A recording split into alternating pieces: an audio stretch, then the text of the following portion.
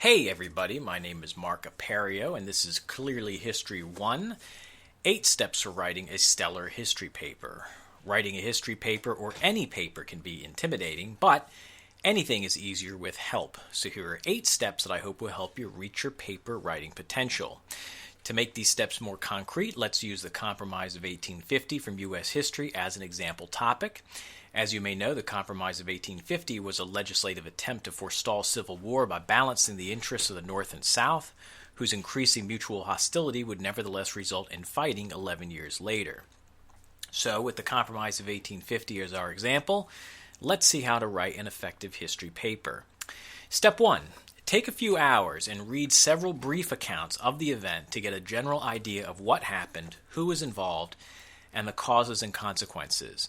The relevant section of a textbook or articles found online or in magazines are good places to start. Before looking closely at something, it helps to get a broad view to understand its dimensions and where it fits in. That's the goal in Step 1. As a special tip, I strongly recommend reading not only recent accounts of the topic, but also older ones too. This gives you an idea of how or whether historians have changed their view of the topic over time. For example, at various points in time, the Compromise of 1850 has been presented as a triumph for the North, a triumph for the South, as postponing the Civil War, as hastening it, or as not making much of a difference.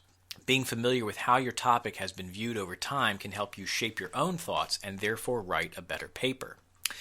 Step 2. Consult primary sources. Primary sources constitute anything produced at the time of the events or by people who witnessed the events. Diaries, speeches, interviews, photographs, posters, paintings, newspapers, bills, laws, court rulings can all be primary sources. The criteria are that they are contemporary to the time being studied or produced by witnesses to the events being described. Primary sources are the best way to understand what people at the time knew, felt, and believed. Directly using primary sources also insulates you from the opinions of later writers. But the best part of using primary sources is that they transport you back to their time, conveying the flavor, texture, hopes, aspirations, and fears of vanished societies and of people long dead. To achieve accuracy and an enriching experience, it's far better to read Senator Henry Clay's passionate speech in support of the Compromise for yourself, rather than relying on someone else's description of it. You can really make your paper sparkle by incorporating primary source quotes, excerpts, and images. It's important to note that primary sources don't tell the whole story and can be flawed. Newspaper accounts can be inaccurate. Diaries can portray events and people with distorting biases. Letters can contain intentional and unintentional falsehoods, etc. But getting to the truth of the past requires critical review of primary sources, the written, visual, and auditory artifacts of the past. They are so important that the difference between prehistory and history is the appearance of primary sources. Now, specifically for our example, we'd want to examine the individual bills that constituted the Compromise, congressional speeches by prominent supporters and opponents, newspaper editorials from the North and South, as well as the private papers of notable figures such as Jefferson Davis, Stephen Douglas, and Frederick Douglass. Step 3. Consult secondary sources. Anything that isn't a primary source is a secondary source. In our case, that would be books or articles written by people living after the Compromise or documentaries about the Compromise. A letter written by a modern descendant of President Millard Fillmore describing Fillmore's attitude toward the Compromise would also be a secondary source. Secondary sources are typically what we think of when we think of, quote, history books, which were written by people after the events being described. Secondary sources can provide context to an event so that we can better understand it. For example, the people in 1850 didn't know that the Civil War would start in 1861, but we do. A secondary source that locates the Compromise within the context of the growing rift between North and South helps us to evaluate the effectiveness of the Compromise in light of later events. Because new primary sources are being discovered every day, secondary sources furnish new information unknown to previous writers, or even unknown to people living at the time. The past is unchangeable, of course, but our view of the past is changing constantly because we're always learning something new about what happened by finding new primary sources. Often, an historian has much more information about a past event than people did at the time. A clear recent example is President Clinton's involvement with White House intern Monica Lewinsky and his subsequent impeachment. An historian writing a secondary source about those events today knows much more about what was happening than anyone did at the time. The historian knows that Clinton was lying about his involvement, but the public at the time didn't. The historian knows that Lewinsky's co-worker Linda Tripp was an informant, but Clinton and Lewinsky didn't.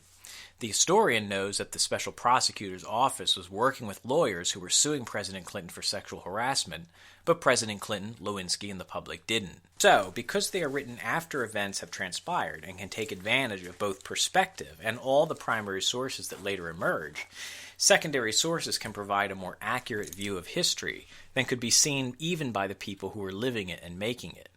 No source, primary or secondary, is perfect.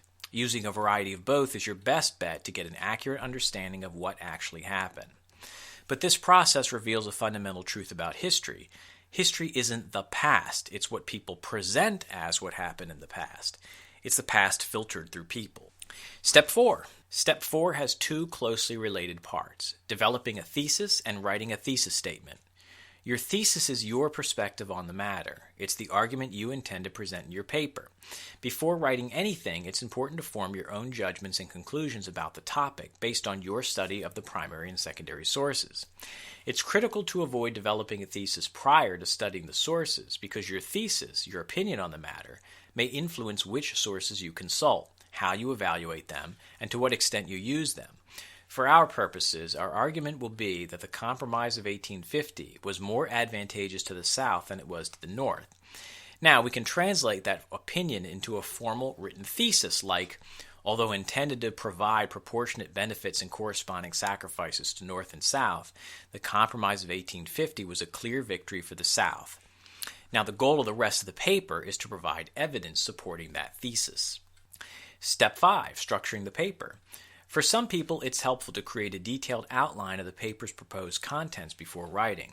At the very least, establishing a basic structure and conforming to it will help organize the paper and provide direction for what should be written where.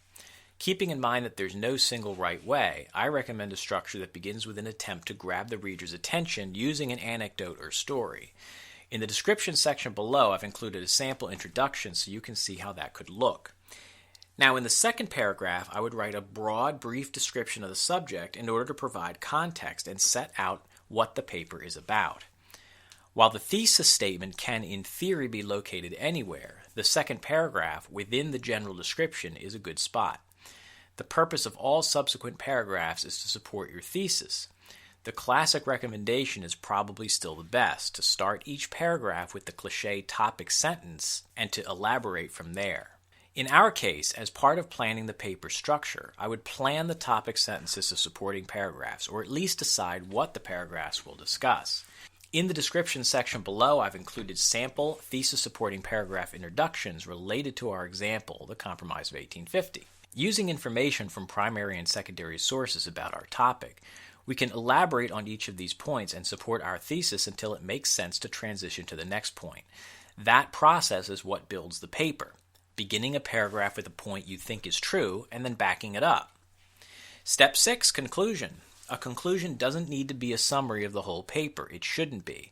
While there is no right way to write conclusions, one of the easiest and safest methods is to restate the thesis and to list the main points supporting it. In the description section, I've included a sample conclusion that does that. While it's possible to have creative conclusions and you can always experiment, you can't go wrong with making the conclusion and the introduction symmetrical. Step 7, citing sources. I'll provide a link in the description section to the citation style traditionally used by historians so you can use it as a model. More challenging than how to cite is what to cite. As a general rule, cite anything that doesn't appear to be common knowledge or that you're not likely to find in an encyclopedia entry or textbook. When in doubt, cite. There is no stigma in borrowing from anyone, but a huge one for stealing. Historians want their ideas and information utilized, but, as with anything, people shouldn't claim what isn't theirs, ideas or otherwise. Step 8, proofread. This may be obvious, so maybe I include it for people like me who don't like proofreading because after spending so much time on material, it's easy to feel like submitting the paper after the last word is written. My recommendation, which I practice, is to let a few hours pass or a day and then to read everything afresh from beginning to end. Inevitably, there's always something to correct, whether it be a clumsy sentence, a typo, or a forgotten citation. Chances are there's more than one. Proofreading a printed copy and or reading it out loud may likely expose errors otherwise hidden by silent reading on a screen. I speak from experience. After these 8 steps, congratulations, you're done. Thank you for watching. I hope this has been helpful. If you have any suggestions for writing a history paper, please share them in the comments section. Meanwhile, go write a spellbinding history paper. You can do it. Till next time.